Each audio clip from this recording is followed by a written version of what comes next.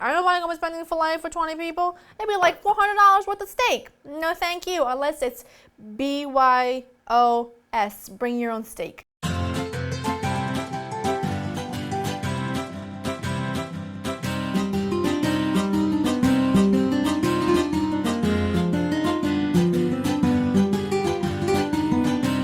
Hi guys, I'm Laura Vitale, and on this episode of Laura in the Kitchen, I want to show you how to make really easy steak kebabs with a delicious chimichurri sauce. If you follow me on Instagram, which you should if you don't, a lot of the fun stuff happens there, then you would know that I make chimichurri all the time, which is a really lovely, vibrant, fresh, salsa verde type of thing. It's filled with herbs and garlic, and it's just delicious. It's a beautiful sauce you can use on anything, but I particularly love it with steak. So I'm going to show you how to make these easy kebabs today because they're perfect for right now. They're perfect for outdoor grilling, and you can make like 20 of them. You can make them ahead of time the night before and then grill them off last minute, and oh my word, they are to die for. Let me run you through the list of ingredients just for the steak itself. What I have here is some cubed sirloin. Now you want to make sure that they're all about the same size, all of your cubes. There's a little bit of fat, but not much. You can use whatever meat you prefer. I like sirloin. It's not too expensive. Traditionally for kebabs, you'd use like a filet, but I don't want to go spending filet for 20 people. It'd be like $400 worth of steak. No, thank you, unless it's BYOS, bring your own steak. Otherwise, you're going to get sirloin. Because, you know, steak is really expensive, so sirloin is a good middle ground. I wouldn't go anything less than that, but you can do whatever you want. Garlic. Then in here, I have Worcestershire sauce and some white distilled vinegar. What the vinegar is going to do, vinegar is like a meat tenderizer. So as this marinates, it is going to tenderize the steak and make sure that it stays really lovely and bouncy once it's cooked. Plus, I'm not going to cook it till well done, so it's just going to be perfect. A little bit of olive oil. If your steak seasoning doesn't have salt in it, then add some salt. This particular kind that I use has some salt in it, so I'm not going to add any additional salt. I'm just going to toss this together really well just to make sure the steak is really well covered in everything evenly. Then I'm going to cover this with some plastic wrap and pop it in the fridge for a few hours. I love to do this hours in advance, and if I can, I make up a bunch of skewers and then grill them off the next day for lunch if I've got a crowd coming over. It's fabulous, and I'm also playing around seeing if the kebabs like freeze well. So if you want to make them in big batches for big parties, I'll keep you updated on Instagram, so follow me over there. I'm going to cover this up, let it go in the fridge, and then I'll show you them skewered and grilled and delish.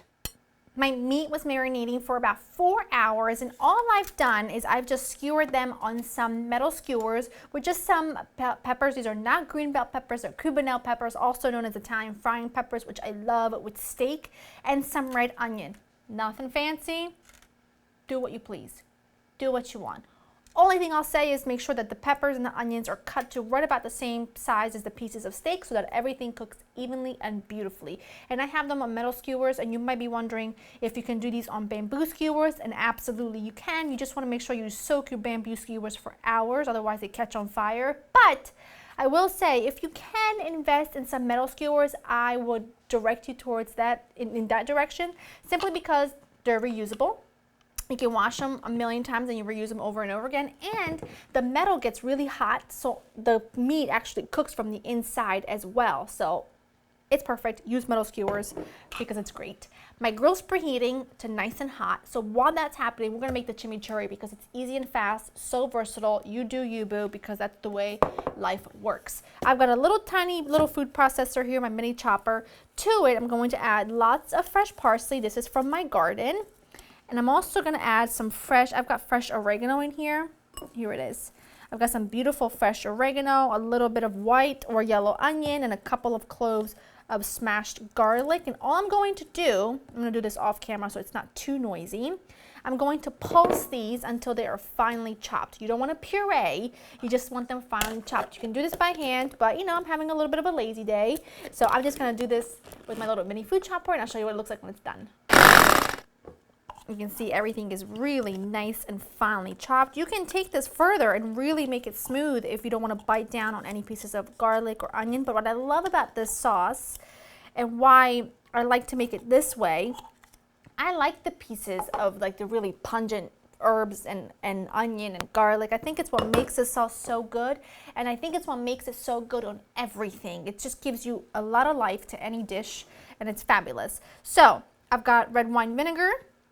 I'm gonna add equal parts of olive oil because I want this to be quite vinegary. And now I'm just gonna set this here. I'm gonna add a pinch of salt to this in just a minute.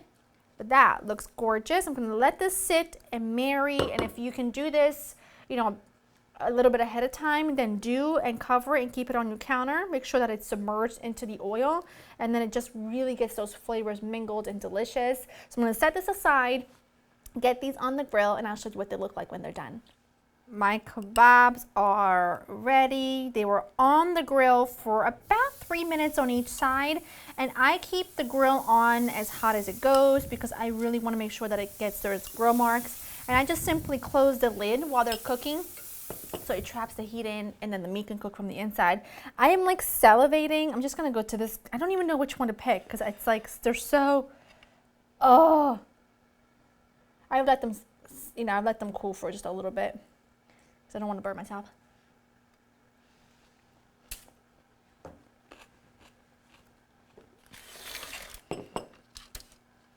These are literally unbeatable. They're the best kebabs on the entire planet. And that chimichurri, to die for.